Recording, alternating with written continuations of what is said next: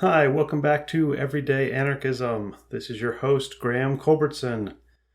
Today's episode is a Q&A titled, Should Anarchists Support Vaccine Mandates? I've decided to do the Q&As differently. I was really hoping to have every other week be sort of a response to listeners about the previous week, because I just liked the idea of a back and forth, a conversation. But questions keep coming in, and most of them are still about episode 1 and the general ideas of anarchism. So, I'm going to give up the dream for now of doing the episodes that way, and just every other week will be a Q&A, and I will just pick some questions that seem useful and valuable and go together well, and will answer them. But before I get to that, some updates. The big update. I have a website, and it is just everydayanarchism.com. So if you have a chance, check it out. This means I am also ready officially to go into growth mode with the podcast. So if you would like, you can give me your email address, and I am going to start a newsletter. I think I'm going to call it Anarchist Hot Takes. So if you sign up, you'll get that newsletter. It's totally free. You do not have to give me any money to sign up for this newsletter. But as you may recall from the first episode, I am also asking for financial support. I'm not going to do advertisements or sponsorships for this podcast. So if it's going to stay alive, I need financial support. I've already gotten some money come in from people. Thank you. That is so generous. And I'm going to try and keep this podcast alive simply by asking you, if you like the podcast, to pledge, ideally monthly. I think the basic idea would be $5 a month. If enough people give $5 a month, I can run this podcast forever. So just think about, is this podcast valuable to you? Is it $5 a month valuable to you? Then come sign up. If not, but you still enjoy listening to it and you want to support it, tell your friends, share it on social media, write a review on Apple Podcasts, especially a 5-star review. I think the average review on Apple Podcasts is a 5-star review, so a 4 is actually a below average review. So 4 is a nice number. It's the equivalent of a B+. I'm a teacher. If you give a student a B+, they freak out. And you're like, B+ is good. It's above average. It means you did good work. But the students are actually right. Colleges and parents do not view a B+ as a good grade. So a B+ is a bad grade, even if I, as the teacher, thought it was a good grade. And I think that's how it works for 4 out of 5-star reviews on Apple Podcast. You might view 4 out of 5 as a good score, and I do too. It's like, hey, great, this person evaluated me quite highly, near the top. But I think listeners, they want to listen to a podcast with a 4.9 rating, not a 4.2 rating. 4.2 is like, ugh, that sucks. That's basically a B+.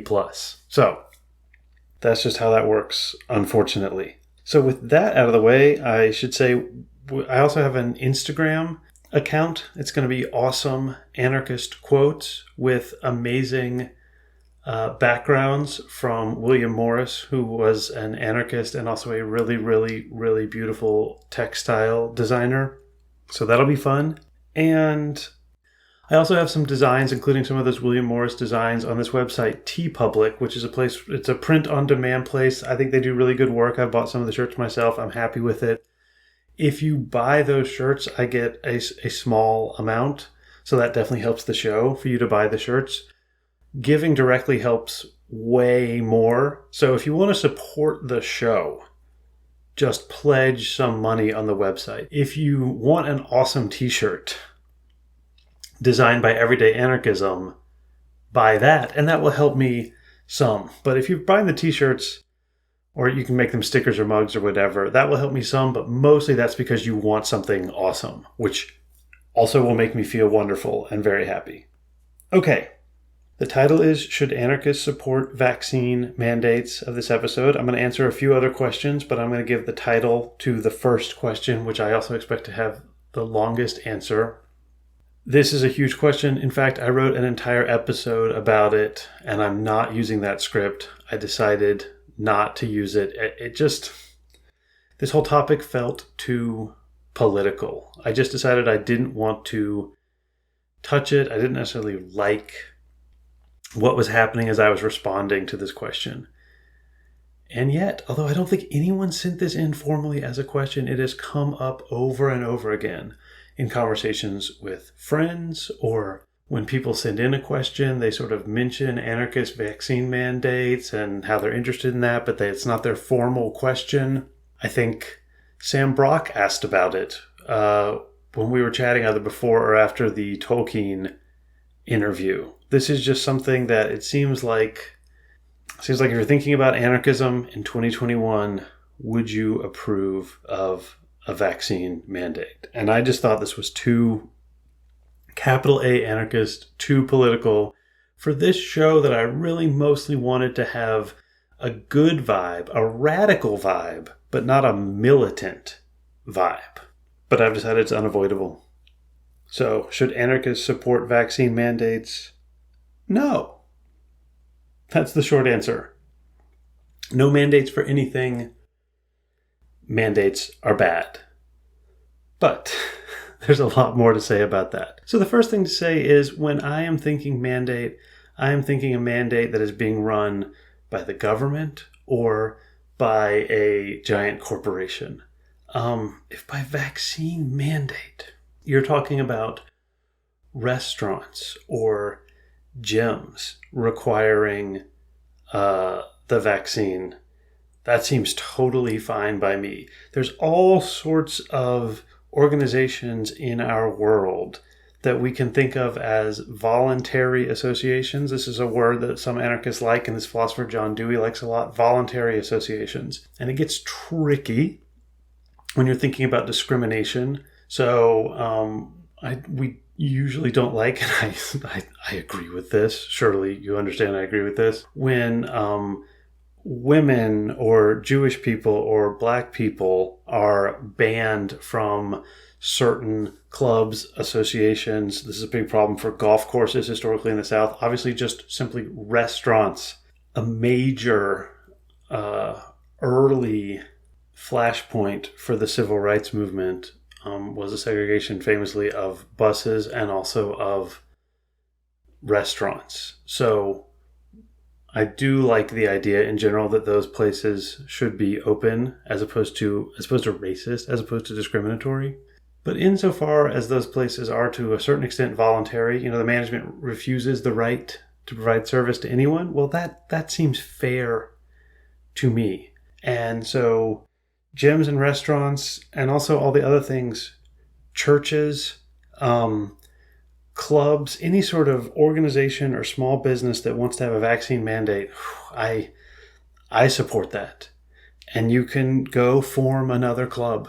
You can start a new gym. There are alternatives to that. The problem with governmental mandates and corporate mandates is there are not alternatives to them. So those just seem to me restrict freedom in a really pure way, in a way in which a smaller community-based vaccine mandate does not. So let me go deeper into the idea of opposing a vaccine mandate. The first thing is that people just say something like, oh, we just need to trust the science.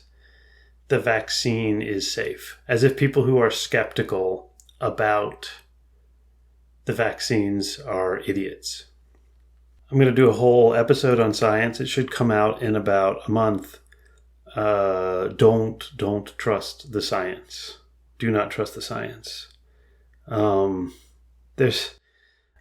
are just crazy about faces about this. I was thinking of one of the things that drove me towards anarchism was during the Trump administration, all of a sudden everyone on the left loved the FBI. Now the FBI has been the enemy of the left since there has been an FBI. They've hunted down, deported, wrongfully convicted everyone they could find on the left, all the anarchists, but also the communists, the Marxists. They've been a form of white supremacy and just general discrimination pretty much the whole time. That's what the FBI does. That's what it always has done Anyway, it's not that everything the FBI has done has been bad, but that's been the general MO of the FBI. And then all of a sudden when Trump was president and the FBI was investigating him, it was all, oh, we love James Comey and we love Robert Mueller, who are Republican cops.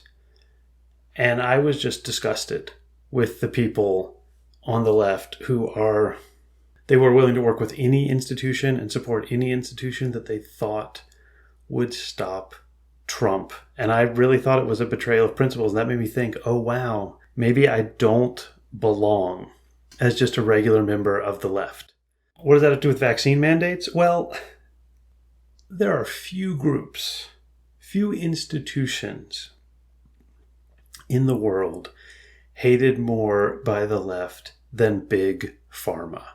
And the FDA is an institution that I certainly believe is doing its best. But did you know that roughly 75% of the work the FDA does is funded by the big pharmaceutical companies? This is not a good system. The pharmaceutical companies falsify data all the time, and the FDA lets them get away with it all the time. Just Google FDA falsified data, Google ProPublica FDA. You will find terrible, terrible things about the scientific process at the FDA. And of course, Big Pharma is a monstrosity and is widely, widely loathed, or was widely loathed by everyone on the left. Then all of a sudden, the vaccines came out, and the vaccines are good. I believe the vaccines are good. I fully trust the vaccines. But anyone who doesn't trust the FDA and Big Pharma has really good reasons. And we are currently rolling our eyes at them and saying they are conspiracy theorists and they only listen to Trump. And I'm really confused because I thought Pfizer and Merck and Moderna were the enemy. And I just saw, I think yesterday, that the New York Times published an article that said Moderna is basically doing everything it can to make as much money as possible off the vaccine. Do not trust the science. Do you want to trust science? That means trusting science as a process. It is messy. It is complicated. Nothing is ever certain. I believe in this vaccine with the knowledge that we have approved things that have turned out to be horrible mistakes before. I think you're making a huge mistake if you don't get the vaccine. But I would never tell someone they need to just trust the science. Don't listen. Don't worry about it. Don't ask questions. Trust the science does not mean I saw a scientist on TV and they said to do this, and therefore I am going to do this. It means trust the rigorous, messy, complicated process to do a good job in the long run. I don't think this vaccine was developed too fast. Not at all. But if you do think this vaccine was developed too fast, that is a reasonable position. I think you are wrong, but that is a reasonable position.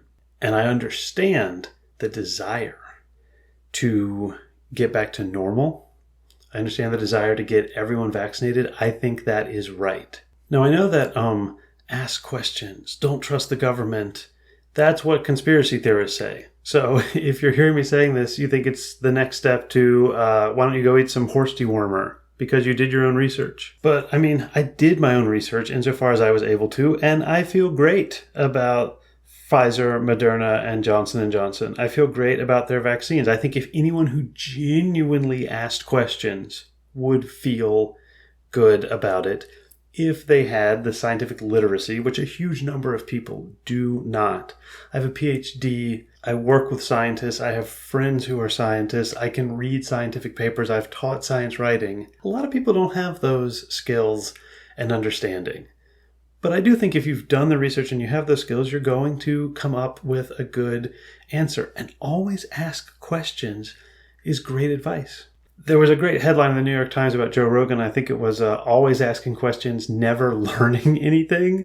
So there's a conspiracy theorist version of always asking questions, which is bullshit, which is like, I don't know, man, those vaccines, I don't know, but you can definitely 100% eat the horse dewormer and you will be totally fine. That is nonsense. No one who is actually asking questions, who really wants to find answers, will eat the horse dewormer. Ivermectin is crap. So I would tell you always asking questions. I would say Joe Rogan might be always asking questions, but he is never listening. Alex Jones, always asking questions. Not really. Those people aren't actually questioning. You know who is always asking questions? Scientists. A scientist's job is to never trust that science knows fully what the truth is. So you've got to understand, when you say science is real, what that really means is that it's always a good idea to always be asking questions. But it also means accepting the answers and sharing your questions and answers in a community of people who are committed to asking and answering. Certainly Joe Rogan and Alex Jones are not doing that. But the people who are shouting, trust the science, you have to get vaccinated, they're not doing that either. Reasonable people who have studied the scientific process and the FDA process and big pharma can come to the conclusion that this vaccine is not a good idea. I know. Most of the people who have come to that conclusion are unreasonable. The solution then is to talk to them, not to force them to do something. More on that in a second. Okay, the next thing I've seen is that one of the ways that you can accept a mandate is if it's just a fake mandate. Early in the pandemic, not about vaccines, but about masks, governments were mandating masks. And they said, we're not going to arrest anyone. We're not going to put them in jail. We're just going to talk to them and try to get them to wear a mask. Great. A+. I fully support that. But that is not a mandate. A mandate means consequences. A mandate means punishment. If you are mandating something and you are the government, that means you are going to use force and prison to make it happen. But you can't mandate your way out of COVID if you're using prison.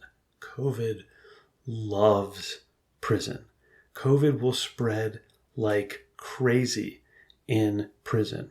COVID is one thing that a mandate is no use. You can lock people up to prevent them from doing violence. Probably create more violence in the long run, but you can, in a short-term, limited way, lock people up to create a lack of violence. You can't do that with COVID. If you lock people up, you are going to spread COVID. There is no mandate that can stop the spread of COVID. The only thing that can stop the spread of COVID is people's belief that wearing masks, getting vaccinated, and social distancing work. The other thing is just basically the government trying to convince you this is a good idea. That's great. But don't call that a mandate. If you truly support a mandate, you support the government going into people's homes, arresting them, hitting them if they resist, and forcibly vaccinating them. I don't think you actually support that. I don't think anyone does. And I think the reason why I see tons of support for this in my community, the upper class professional community, the cis white male intellectual community, is because at some level we don't really believe in state violence. David Graeber writes about this all the time. We know that it's incredibly unlikely that the state is going to come to our house and shoot us. So we say, hey, mandates are fine, because we haven't really reckoned with state violence. If we have reckoned with state violence, it's through the lens of Black Lives Matter, where we're looking at some true atrocities committed against Black people. We are not reckoning with the way that state violence is a threat that many, many Americans live with every day. And when we say have a mandate, if we mean a mandate that's not enforced with the police, then it's not really a mandate. And if we mean a mandate that is enforced with the police, How can we say defund the police?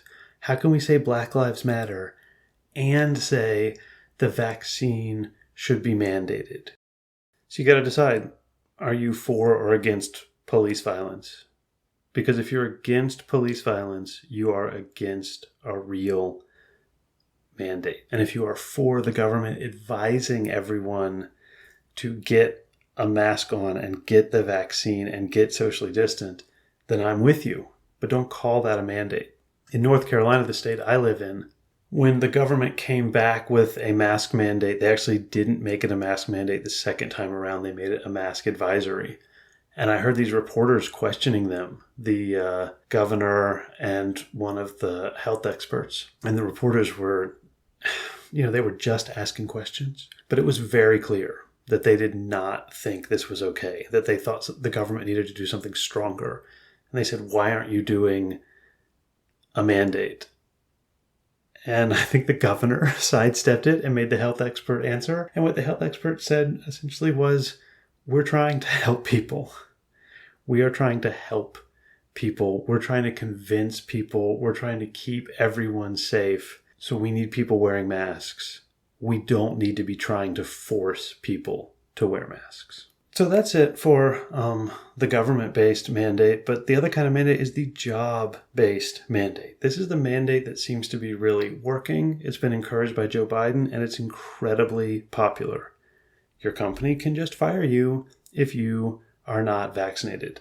This sounds great. I mean, it's incredibly sensible because otherwise you will come to work and get people sick, and it is terrible and awful and dangerous to be unvaccinated.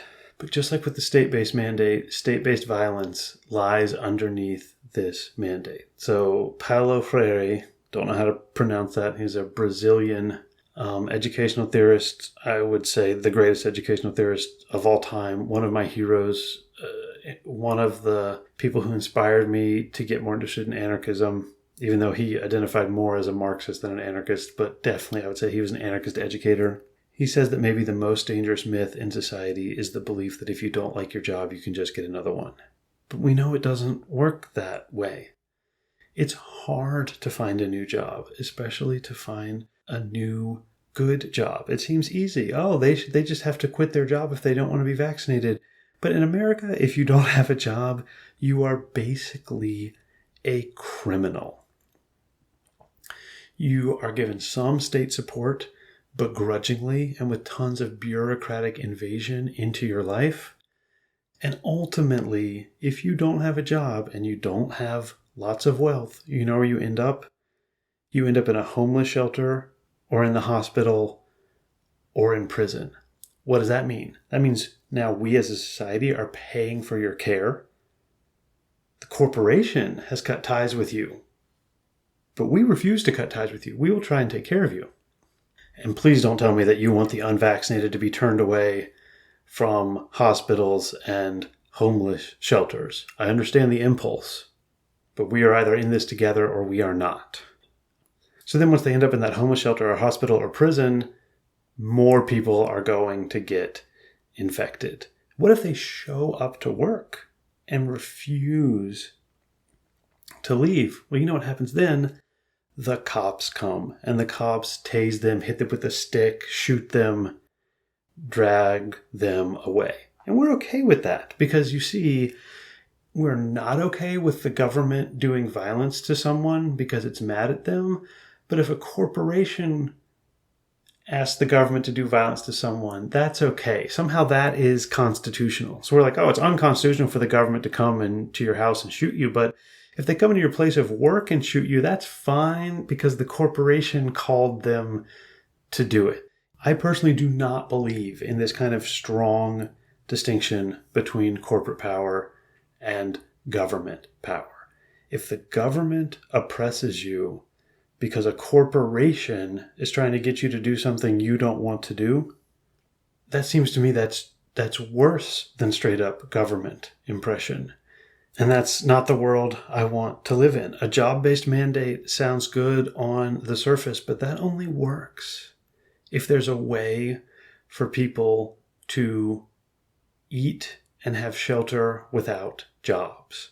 And in America, There isn't another way to eat and have shelter except to have enormous wealth. And those are not the people that we are trying to help. They are helping themselves enough already. So what are we going to do? Obviously, I've already given one answer, which is small-scale, community-based, non-violent, non-coercive mandates. The other thing we've got to do is propaganda by the deed. Now, propaganda by the deed is really just a version of the idea of direct action, of going out and doing something about it. And it has a long history in anarchist thinking with violence, property destruction, and assassination. When people say that anarchists are evil criminals who just want to watch the world burn, they are talking about propaganda by the deed. And I am going to deal with that tradition of anarchism in the next Q&A, as I've already mentioned. But this is everyday anarchism. I'm not going to advise you to do violence and break windows. I don't even know how you could do violence and property destruction to fight COVID. Here's what you can do, which is try to help people get vaccinated. Oh, I do need to say propaganda in the late 19th century, it hadn't been tainted by the idea of lying yet. That really comes with the Nazis, the idea that propaganda is lying. Propaganda just meant trying to convince someone of your positions. So the first thing is propaganda, regular old propaganda, not in the lying sense, but just trying to convince someone, I think you should get vaccinated. If you are not vaccinated, I think you should get vaccinated. I think it's a good idea. I am not a scientist, but I am highly science literate. I've spoken to a number of doctors and scientists about the vaccine. I feel great about the vaccine. I think you should get vaccinated. It could save your life. It could save the life of a parent or sibling or child or spouse. It could save some random person you have never met. There are side effects. They're almost always minor. There's almost no circumstances ever, almost none, where the side effects are worse than getting COVID. You should get vaccinated. Okay, but that's not good enough. That's propaganda, not propaganda by the deed. So besides imploring you to get vaccinated, what can I do? I can get vaccinated. So I got vaccinated. So yes, I did it myself. I took this risk on to myself. What else can you do? If you have gotten vaccinated and you're not planning on podcasting, help people get vaccinated. Watch their kids if they are struggling to get there. Make them a casserole if they are worried about being sick and not being able to cook if they have bad side effects. Put your N95 mask on and roll your windows down and drive them to the local drugstore or the local clinic if they don't have any other way to get there, or if your presence will strengthen their resolve to get the vaccine. That is anarchist propaganda by the deed. It is not the government's job to force everyone to get vaccinated with the police. It is our job to help everyone get vaccinated. There's a group of people out there, I know, that it feels like you will never be able to convince. It feels like they have utterly lost the thread of reality. It feels like it's time to give up on them and just let them die, or let the government force them to get vaccinated. It's scary to live in the same world with those people. I know it is. But here's an anarchist harsh truth. We do live in a world with other people. The government doesn't prevent us from living in the world with those scary people. We've got to figure out a way to live with those people, and declaring them the other side who will not listen to reason, who there is no point to talk to anymore, that you hope they die. I don't believe that's going to make the world a better place. I don't think you're going to convince them by telling them to trust the science. I don't think you're going to convince them by telling them they should get fired. They might get vaccinated because they're scared of getting fired, but now you've used fear and coercion. They're especially going to be confused if you call the cops on them for being unvaccinated when you've got that Black Lives Matter and defund the police sign outside of your house. If we're going to do this coherently, we need to convince the people who seem unconvincible right now. We're not going to convince all of them, but neither would a government mandate reach everyone. We need to be willing to live in this scary world with other people and do our best to convince them that we are in mutual aid with them. And that, I believe, is the best way to get them in mutual aid with us. So, should anarchists support vaccine mandates? I'll turn this into another set of questions, and I'm not going to answer it. I'm going to let you answer it, although you know what my answer is. Which scenario do you think is safer in the long run? One in which we try to use mutual aid, understanding, and propaganda by the deed to get people vaccinated? Or one where we use the threat of unemployment and the threat of the police to convince people to get vaccinated? Which one is the world you want to live in? Okay, I'm still not sure I should have answered that question, but for better or worse, I have. Let's get to some other questions.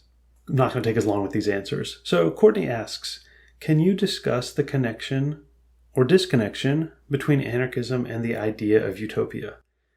Great question, Courtney. Very exciting.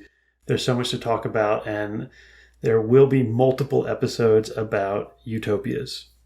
But the real quick answer is yes, anarchism is a form of utopia. And I think that's a good thing. There's a tradition of hating on the idea of utopia. I don't believe it, and I don't believe anarchists should buy that either. Let me explain a little bit more. First thing to do is define utopia briefly. Utopia is a perfect place or ideal society, but not a real one. One that's been described with the idea that we could make our world more like it. The word is first used by Thomas More, who is a very interesting and complicated thinker writing in the 16th century. You may have heard of him. He is famous because he resisted Henry VIII. Thomas More was Catholic, and he wanted England to remain Catholic, and when Henry VIII tried to make England Protestant, Henry VIII killed Thomas More. So he wrote this book, Utopia, Utopia, by which we mean a perfect place. But that's not actually what the word means in Latin. It's like untopia. That U means place that doesn't exist. And there's a pun.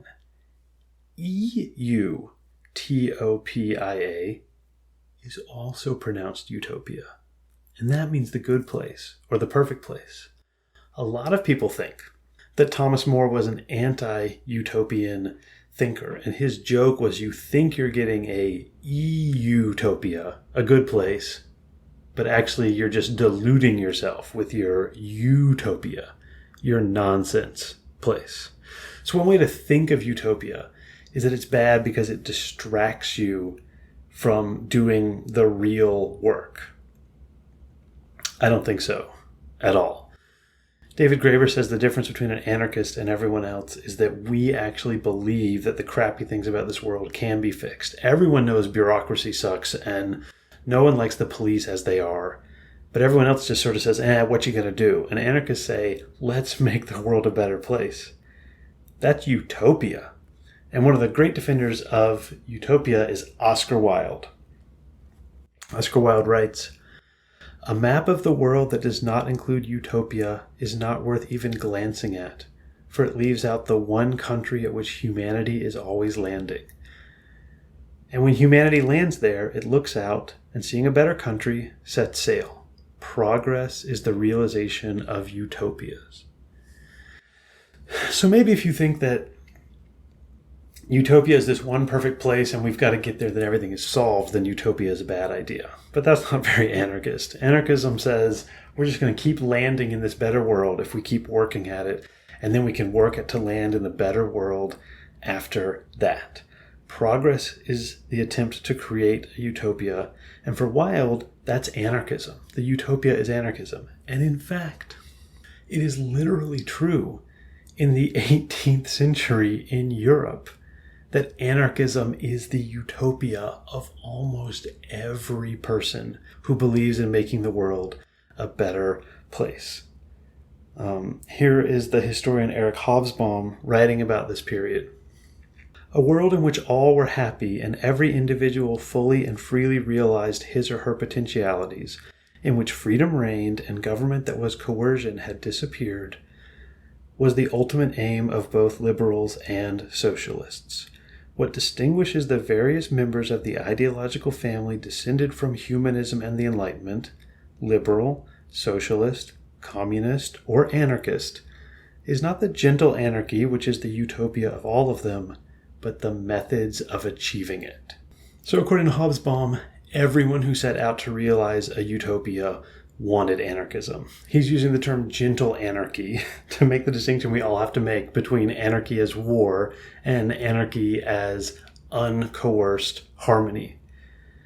The only difference between anarchists, as opposed to the Marxists, socialists, liberal Democrats, libertarians, etc., is that anarchists think that anarchism is how you get anarchism.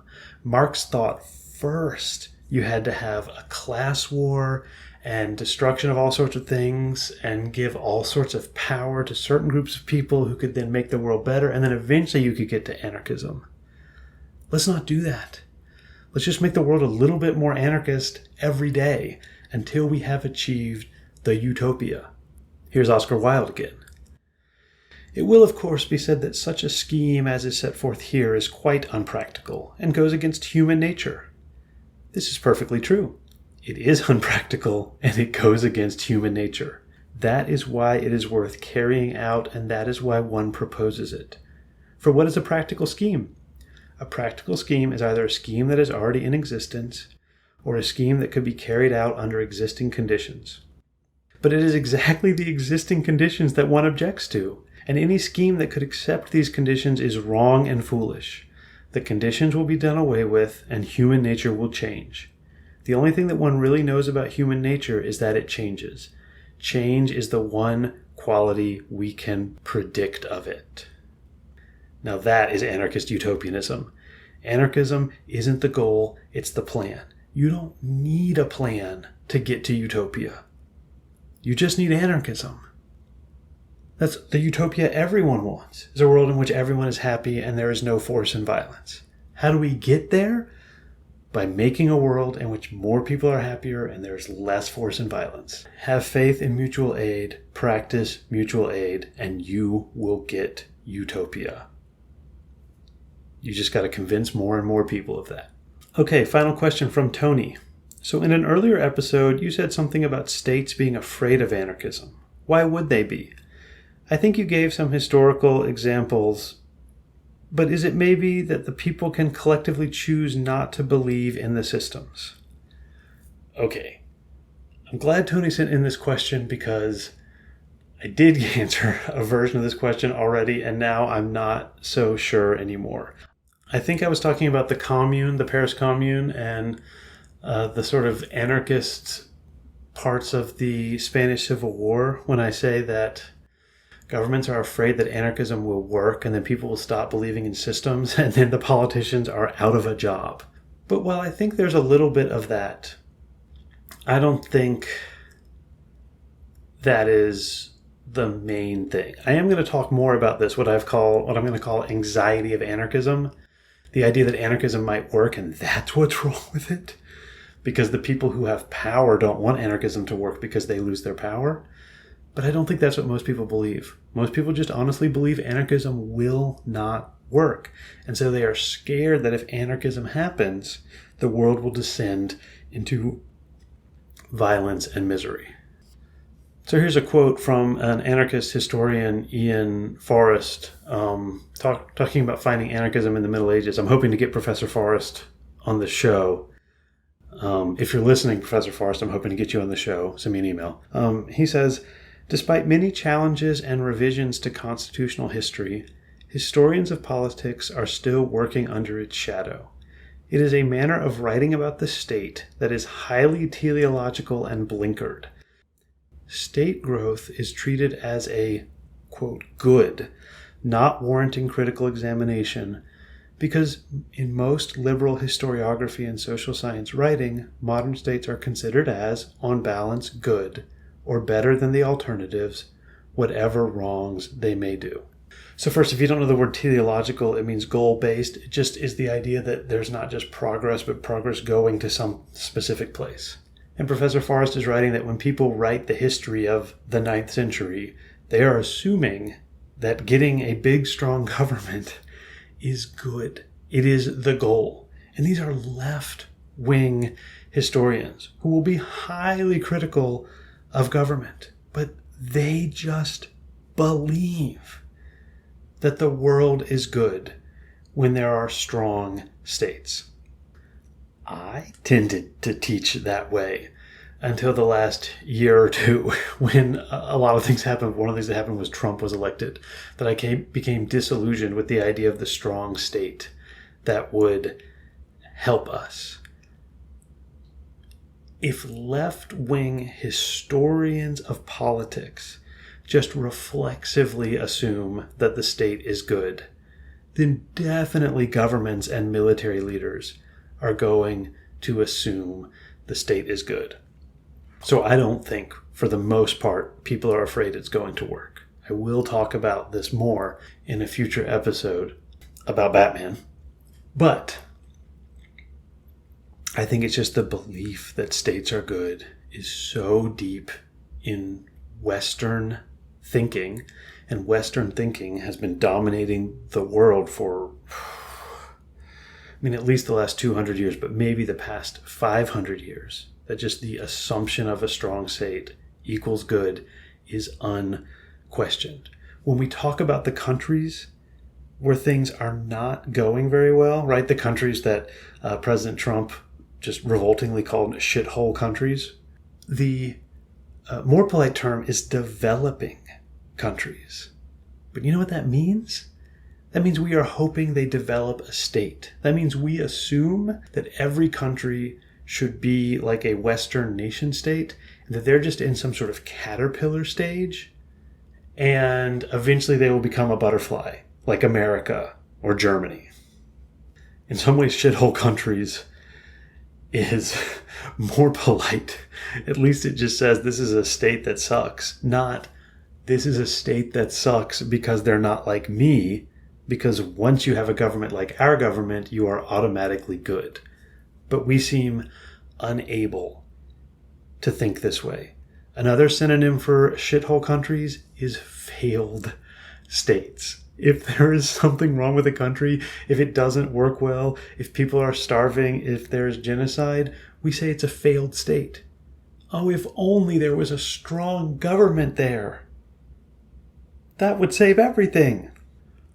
We're not trying to think that way, or I wasn't trying to think that way, Tony, but I was thinking that way. And so if I had been a head of state and I heard that there was an anarchist outbreak, I would have been like, well, let's send in the troops, find some bureaucrat who will be president and give him our military, and then there will be a state, and then we won't have a failed state anymore, and then we can develop this country to be just like America. That's just the way of thinking. Clearly, since I'm doing this podcast, I don't buy this way of thinking anymore. But those of us who are left-wing intellectuals, I'm completely convinced by this Ian Forrest quote, we are all, or most of us, he's an anarchist historian, so he's not convinced, and I'm not convinced anymore. But traditionally, our way of thinking about the world has been to assume a powerful state is a good thing, or, quote, better than the alternatives. So you don't have to ask yourself if anarchism is good or not. If your deepest belief is that states are good, you know automatically that anarchism is wrong. I'm trying to question that. Okay, that's it for this episode. Please email me questions, comments at everydayanarchismpodcast@gmail.com. Check out the new website, everydayanarchism.com. Sign up for the email newsletter, subscribe to Instagram. If you like the show and you want to keep it alive, support it with a one-time or a monthly donation. And I will see you next week for Jesus of Nazareth, Part 1, Jesus Christ.